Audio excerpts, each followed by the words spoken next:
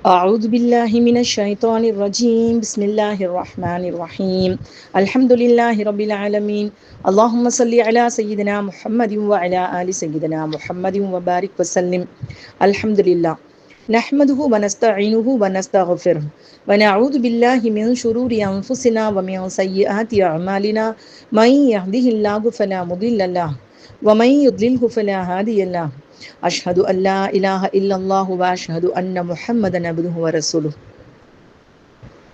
அல்ஹம்துலில்லா.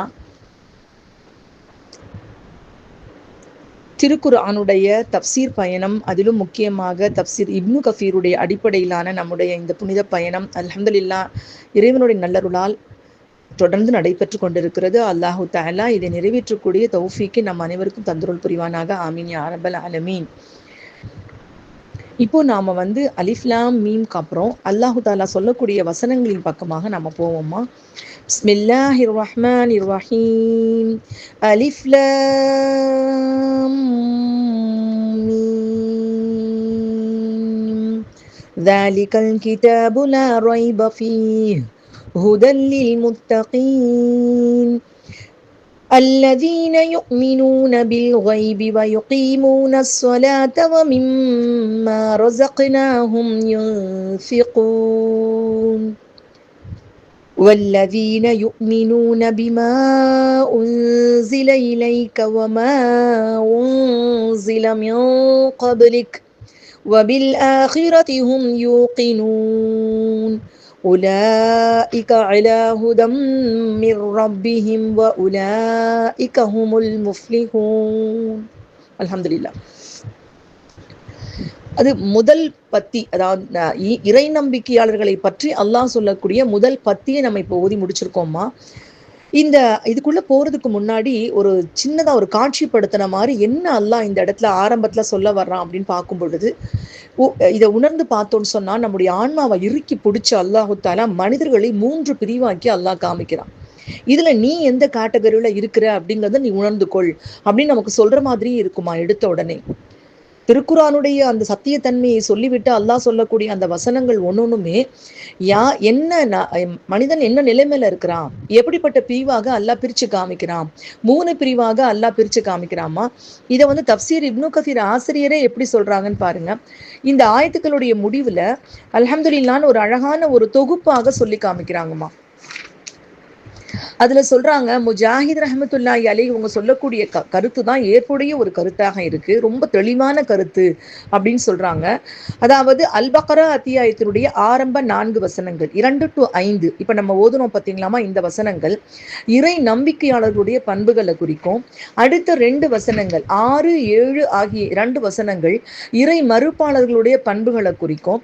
அடுத்து வரக்கூடிய 13 வசனங்கள் 8ல இருந்து 20 வரையிலான வசனங்கள் நயவஞ்சர்களுடைய பண்புகள், நயவஞ்சகம், முனாஃபிக்குகளுடைய பண்புகளை குறித்தும் பேசுகின்றன. அப்படி அதாவது இப்ப நம்ம பார்த்த இந்த 4 பார்க்க போற நம்ம ஓதுன இந்த 4 ஆயத்துக்களும் இறை நம்பிக்கையாளுடைய பண்புகளை குறிக்குது. தொடர்ந்து வரக்கூடியது அடுத்த 2 கூட்டத்தை குறிக்குது, அதை பற்றிய விளக்கங்களை குறிக்குதுன்னு அல்லாஹு தாலா அதன் மூலமாக சொல்லி காமிக்கிறான்னு தெளிவான கருத்தாக இதை பதிவு செய்யறாங்க இப்னு கஸீர் ஆசிரியர். இப்போ நம்ம ஆரம்பத்துக்கு வருவோமா? ஏன்னா இந்த ஆயத்துக்கள் நம்முடைய மனசுல ரொம்ப ஆழமாக பதிய வேண்டிய விஷயங்கள். நாம சொல்ல போற தப்சீரினுடைய அடிப்படை இப்னு கஃபீர் தான்மா. தப்சீர் இப்னு கஃபீர் தான். அதைத்தான் நம்ம முக்கியமா வச்சு போயிட்டு இருக்கோம். ஏன்னா மற்ற தப்சீர்கள் நமக்கு முழுமையாக கையில இல்லை, ஆனா எல்லாத்தையும் ஒன்னா கலக்கவும் வேண்டாம் அப்படின்னு.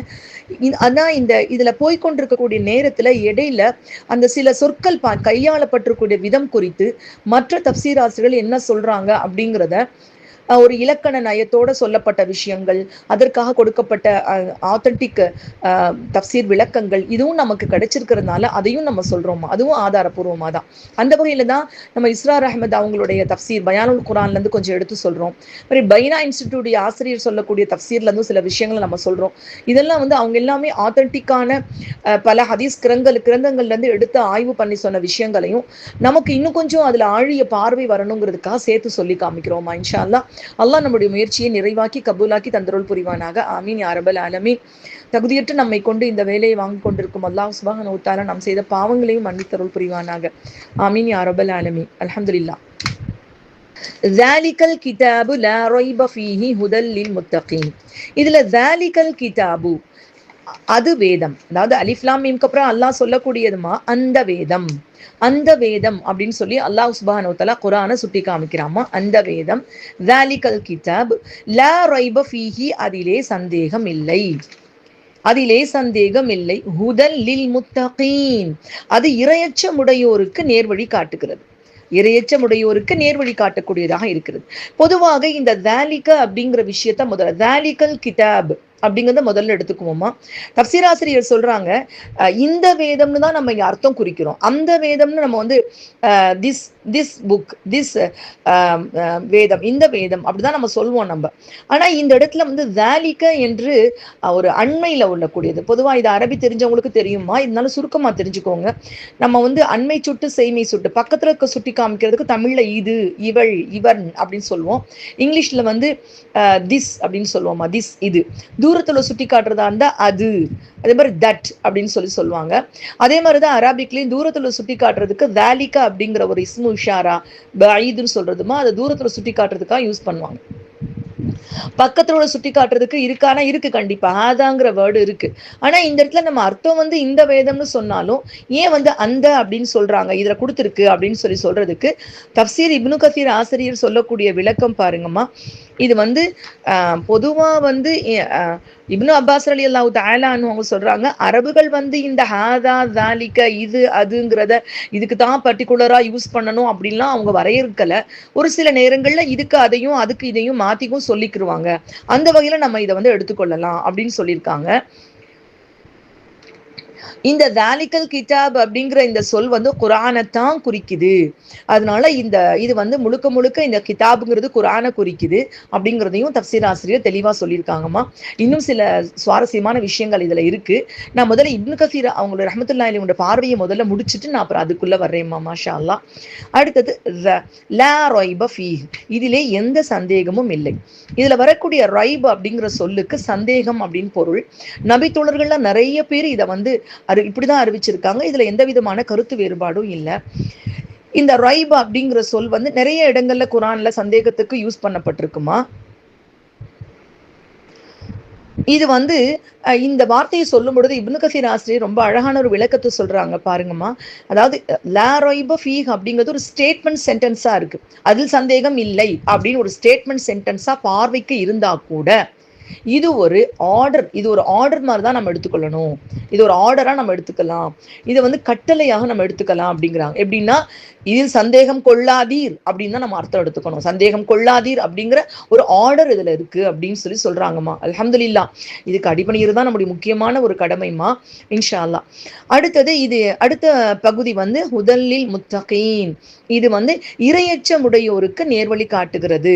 இந்த இடத்துல இது இரையச்சமுடையோருக்கு மட்டும்தான் நேர்வழி காட்டுதா அப்படின்னு சொல்லி கேட்டோம்னு சொன்னா, இது நிறைய இடங்கள்ல அல்லாஹ் சொல்லியிருக்காமா. பொதுவா வந்து இந்த வேதம் வந்து ஷிஃபாஉல் லிமா ஃபிஸ் சுதூர் ஹுதல் லில் முஃமினீன் ரஹ்மத்தல் லில் முஃமினீன், அதாவது அது முஃமின்களுக்கு ரஹ்மத்தாக இருக்கிறது, முஃமின்களுக்கு நேர்வழியாக இருக்கிறது. இப்படி நிறைய இடங்கள்ல அல்லாஹ் சொல்லியிருக்கான். 41வது அத்தியாயம் 44வது ஆயத்துல, 17வது அத்தியாயம் 82வது ஆயத்துல இதை வந்து இறை நம்பிக்கையாளர்களுக்கு ஒரு நிவாரணியாகவும் அருளாகவும் நான் அனுப்பியிருக்கேன் அப்படின்னு சொல்லி அல்லாஹ் சுப்ஹானஹு வ தஆலா சொல்லி காமிக்கிறான். அப்போ இந்த இடத்துல ஒரு கேள்வி வருதுமா. அப்போ குர்ஆன் வந்து எல்லா மக்களுக்கும் நேர்வழி காட்டாதா? இதுல வந்து இறை நம்பிக்கையாளர்களுக்கு மட்டும்தான் பலன் இருக்குமா? அப்போ இத ஹுதல் லின்னாஸ், மனிதர்களுக்கு நேர்வழி காட்டினோம் அல்லாஹ் சொல்லியிருக்கானே அப்படிங்கிற கேள்வி நம்ம கண்டிப்பா வருமா? குர்ஆனை பொறுத்த அளவுக்கு அது எல்லாருக்கும் நேர்வழி காட்டிதான். ஆனா அந்த குர்ஆனை கொண்டு பயனடையக்கூடியவர்கள் இந்த கேட்டகரியில வந்துருவாங்க. குர்ஆனை கொண்டு யார் எல்லாருக்கும் நேர்வழி காட்டும், நேர்வழிங்கிறது எப்பவுமே இருக்கதான் செய்யுதுமா. அதை கொண்டு யார் பிரயோஜனம் அடைஞ்சு கொள்றாங்க ரொம்ப முக்கியம் தானம்மா. இந்த குர்ஆன் நம்பிக்கையாளர்களுக்கு நேர்வழி காட்டியாகவும் அருளாகவும் அமைந்துள்ளது. அதாவது இரையச்சமுடையோருக்கு இது ஒளியாக இருக்கிறதுன்னு சுத்தி ரஹ்மத்துல்லாஹி அலைஹி அவங்க சொல்றாங்க. இங்க நேர்வழி அப்படிங்கிறதுக்கு ஹுதா அப்படிங்கிற சொல் வந்து கையாளப்பட்டிருக்கு. இதுக்கு நேரான பாதை அப்படின்னு சொல்லிட்டு அர்த்தம். இன்னொரு அர்த்தம் வந்து உள்ளத்தில் நிலைக்கக்கூடிய இறை நம்பிக்கை அப்படின்னும் இதுக்கு அர்த்தம் கொள்ளலாம்.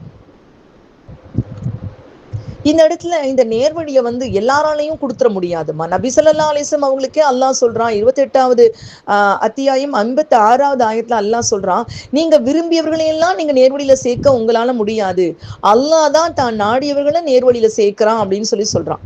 அது மை யுத்லில்லாஹு ஃபலா ஹாதிய லஹ் 7வது அத்தியாயம் 186வது ஆயத். எவரை அல்லாஹ் தவறான வழியில் சேர்த்து விடுகிறானோ அவர்களுக்கு நேரான வழியை காட்டு, நேரான வழியில் சேர்ப்பர். யார் சேர்க்க முடியும்? அல்லாஹ் வந்து ஒருத்தரை தவற வச்சுட்டான்னு சொன்னா அதுல அப்போ ரப்புல் ஆலமீன் கிட்ட இருந்தா நேர்வழி கிடைக்கும். அவன் தவறான வழியில செலுத்திட்டான்னு சொன்னா அவரை யாராலையும் காப்பாற்ற முடியாது. அப்ப நேர்வழிங்கிறது அல்லாஹ் கிட்ட இருந்தா வருது அப்படிங்கிற ஒரு எச்சரிக்கையும் இருக்குமா. அடுத்தது இது முத்தகீன்கள் அப்படிங்கிற இந்த வார்த்தைக்கும் ரொம்ப அழகான விளக்கம் வந்து இது தஃப்சீர்ல வந்திருக்குமா. யார் முத்தகீன்கள்னா ஹசன் பஸ்ரி ரஹ்மத்துல்லாஹி அலைஹி அவங்க சொல்றாங்கன்னா, அல்லாஹ்வால் விதிக்கப்பட்டதை நிறைவேற்றி விளக்கப்பட்டதை யார் தவிர்த்து கொள்றாங்களோ அவங்க தான் இறையச்சமுடையோர். இப்னு அப்பாஸ் ரலியல்லாஹு தஆலா அன்ஹு அவங்க சொல்றாங்க, அல்லாஹ்வுக்கு இணை வைப்பதை, அதாவது ஷிர்கை கைவிட்டு இறை வழிபாட்டுல ஈடுபாடு கொண்டிருக்கக்கூடிய நம்பிக்கையாளர், ஈமான் கொண்ட முஃமின்கள் தான் இறையச்சமுடைய முத்தகீன்கள்னு சொல்லப்படுறாங்கன்னு சொல்றாங்க. மறைவானதை நம்பி தொழுகை, அதுக்கப்புறம் வரக்கூடிய இவங்களுடைய குவாலிட்டிஸை வந்து அல்லாஹ் வந்து அடுத்து வரக்கூடிய ஆயத்துல சொல்லி காமிக்கிறான் அவங்க எப்படி இருப்பாங்கன்னு சொல்லிட்டு. அந்த குவாலிட்டியில வரக்கூடிய மறைவானதை நம்புதல், தொழுகையை கடைபிடித்தல், தர்மம் கொடுத்தல், இது எல்லாம் செய்யக்கூடியவர்கள் தான் முஃமின்கள் அப்படின்னு கத்தாதா ரஹ்மத்துல்லாஹி அலைஹி அவங்க சொல்றாங்க. எல்லா கருத்துக்களுமே அந்த வார்த்தைக்கு பொருந்துமா. இது எல்லாம் யாரு இருக்கோ, எவருக்கு இருக்கோ அவங்க தான் வந்து முத்தகீன்களாக இருப்பாங்க. இப்னு ஜரீர் ரஹ்மத்துல்லாஹி அலைஹி அவங்க ஒரு முக்கியமான கருத்தை சொல்றாங்கம்மா. இது வந்து நபி ஸல்லல்லாஹு அலைஹி வஸல்லம் அவங்க சொன்ன ஹதீஸையும் ஒத்து இருக்கிறதுனால இதை வந்து இதை இங்க பதிவு செஞ்சிருக்காங்க தஃப்சீர் ஆசிரியர். பாவமான ஒரு செயல் மீது கொண்ட எச்சரிக்கை உணர்வால், ஐயோ இந்த பாவமா இருக்குமே, இதுல நம்ம போயிடக்கூடாது அப்படிங்கிற ஒரு எச்சரிக்கை உணர்வுனால பாவமில்லாத ஒன்றையும் கூட கைவிடாதவரை, ஒரு பாவமே இல்லாத ஒரு காரியம், ஆனா இது பாவத்துல முடிஞ்சிருமோ, இது பாவமாயிடுமோ அப்படின்னு பாவத்தின் மீது கொண்ட எச்சரிக்கையின் காரணமாக பாவம் இல்லாத ஒன்றை கூட கைவிடாதவரை ஒருவர் இறையச்சமுடையோரின் தகுதியை எட்ட முடியாது. அல்லாஹு அக்பர். இது பதிவான ஹதீஸ் வந்துமா, நூல் திருமிதியில பதிவாயிருக்குது, இப்னு மாஜால பதிவாயிருக்குது, ஹசன் கரீபு தரத்துல இருக்கக்கூடிய ஹதீஸா இருக்குமா. திருமிதி ரஹ்மத்துல்லாஹி அலைஹி அவங்களே சொல்றாங்க. அப்படி அதாவது நல்ல காரியம்தான், ஆனா வந்து தப்பாயிடுமோ அப்படிங்கிற பயத்துல நல்லது கூட நம்ம விடக்கூடிய ஒரு அளவுக்கு இருக்கும் பொழுதுதான் நம்ம முத்தகீன்கள் அந்தஸ்தா அடைகிறோம் அப்படின்னு சொல்றாங்க. இந்த இறையச்சம்ங்கிறது விகாயத், மறுபடியும் இதை நான் ஞாபகப்படுத்துறேன்மா, இன்னொரு தஃப்சீர் ஆசிரியர் ரொம்ப அழகா இதுவும் சொல்லியிருக்காங்க. விகாயத் பாதுகாத்து கொள்ளுதல் அப்படிங்கிற வேர்ச்சொல்ல இருந்து பிறந்ததா இருக்கு. வெறுக்கத்தக்க செயல்ல இருந்து நம்மளை பாதுகாத்து கொள்றது ரொம்ப முக்கியம். உமர் ரலியல்லாஹு தஆலா அன்ஹு அவங்க வந்து உபை பின் கஅப் ரலியல்லாஹு தஆலா அன்ஹு அவங்கள்ட்ட கேட்குறாங்க, தக்வானா என்ன? மாஷா அல்லாஹ், எவ்வளவு அற்புதமான மகான்கள்மா. அவங்களுடைய விவாதங்கள்ல இடம்பெற்றிருக்க சொற்களை பாத்தீங்களா? தக்வா என்றால் என்ன அப்படின்னு கேட்டாங்க. அதுக்கு வந்து அவங்க சொல்றாங்கம்மா, முட்கள் நிறைஞ்ச பதில் சொல்றாங்க. உபை பின் கஅப் ரலியல்லாஹு தஆலா அவங்க பதில் சொல்றாங்க, முட்கள் நிறைஞ்ச பாதையில நீங்க நடந்திருக்கீங்களா அப்படின்னு கேட்குறாங்க. அதுக்கு உமர் ரலியல்லாஹு தஆலா அவங்க சொல்றாங்க, ஆம் நடந்திருக்கிறேன் அப்படின்னு சொல்றாங்க. நீங்க எப்படி என்ன செஞ்சீங்க அப்படி நடக்கிறப்போ அப்படின்னு கேட்குறாங்க. உபை இப்னு கஅப் ரலியல்லாஹு தஆலா கேட்குறாங்க. அதுக்கு உமர் ரலியல்லாஹு தஆலா சொல்றாங்க, சிரமப்பட்டு ரொம்ப எச்சரிக்கையோட நடந்தேன், ஏன்னா அது முள்ளு இருக்கு இல்லம்மா, அது எப்படி நடக்க முடியும், அப்படித்தானே போக முடியும். பதில் சொல்றாங்க, அந்த எச்சரிக்கை உணர்வோடு தீமைகளை விட்டு விலகி வாழக்கூடிய நிலைதான் தக்வா. மாஷா அல்லாஹ், அல்ஹம்துலில்லாஹ். ஒருவருக்கு கிடைக்கக்கூடிய நன்மைகள்லயே ரொம்ப ரொம்ப முக்கியமானது இறையச்சம். தக்வா மட்டும் நம்ம கிட்ட இருந்துருச்சுன்னு சொன்னா மாஷா அல்லாஹ், அது வந்து ரொம்ப அற்புதமா. இதுக்கு ஒரு கவிதையை வந்து இப்னுல் முத்தஸ் அப்படிங்கிறவங்க எழுதியிருக்காங்க. ஆனா அரபிக்ல அந்த கவிதையை படிச்சா ரொம்ப இனிமையா இருக்கும்மா. நிச்சயமா தமிழ்ல அதை சொல்றாங்க. எனக்கு இதை விட மனசு வராம தான் இதை பெரும்பாலும் கவிதைகள் எல்லாம் நான் வந்து தஃப்சீர்ல கொண்டு வரலம்மா. அதனால இதை நான் சொல்றேன். விட்டுவிடு சிறு பெரும் பாவங்கள் முற்றிலுமாய் விட்டுவிடு, அதுவே இறையச்சம். செயல்படு முட்களின் பூமியில் நடப்பவன் போல மிகுந்த எச்சரிக்கையாய். கருதி விடாதே சிறு பாவத்தையும் சாதாரணமாய். ஏன் தெரியுமா? பொடிக்கற்களால் தான் பெருமலைகள்.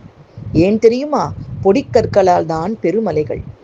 இறைச்சத்துக்கு இதுக்கு மேல அழகான விளக்கம் எப்படிமா சொல்ல முடியும்? அல்லாஹ்வுடைய தூதர் ஸல்லல்லாஹு அலைஹி வஸல்லம் அவங்க சொல்றாங்க, ஒருத்தர் கிடைக்கக்கூடிய பெரிய பாக்கியம் தக்வா அவங்க மனசுல இருக்கிறது, இறையச்சம் இருக்கிறது. இறையச்சத்துக்கு பின்னாடி ஒருத்தருக்கு கிடைக்கக்கூடிய பெரிய நன்மை என்னன்னா, நற்பண்புகளை உடைய மனைவி. அவளுடைய குணம் எப்படி இருக்கும்னா, கணவன் தன்னை பார்க்கும் பொழுது அவனுக்கு அவள் மகிழ்வூட்டக்கூடியவளாக இருப்பாள். கணவனுடைய கட்டளைக்கு அவள் பணிந்து நடப்பாள். அவளை நம்பி அவன் ஒரு சத்தியம் செய்தால் அதை அவள் காப்பாற்றுவாள். கணவன் வெளியில் சென்றிருக்கும் பொழுது அவனுடைய சொத்தையும் தன்னையும் பாதுகாத்துக் கொள்வாள். அல்ஹம்துலில்லா. அப்படிப்பட்ட சிறந்த மனைவியராக அல்லாஹ் நம்மை ஆக்கியருள் புரிவானாக. அல்ஹம்துலில்லா, அல்ஹம்துலில்லா. இதுக்குரிய விளக்கத்தம்மா இன்னும் கொஞ்சம், அதாவது எனக்கு என்னன்னா இதோட இதை முடிச்சுடாம இது பத்தி வரக்கூடிய ஏனைய விளக்கங்களையும் நம்ம பார்த்துருவோம்மா இன்ஷா அல்லாஹ். அல்லாஹ் சுப்ஹானஹு வ தஆலா கேட்டபடியும் சொன்னபடியும் அமல் செய்யும் தௌஃபீக்கை நம் அனைவருக்கும் தந்தருள் புரிவானாக. ஆமீன் யா ரப்பல் ஆலமீன்.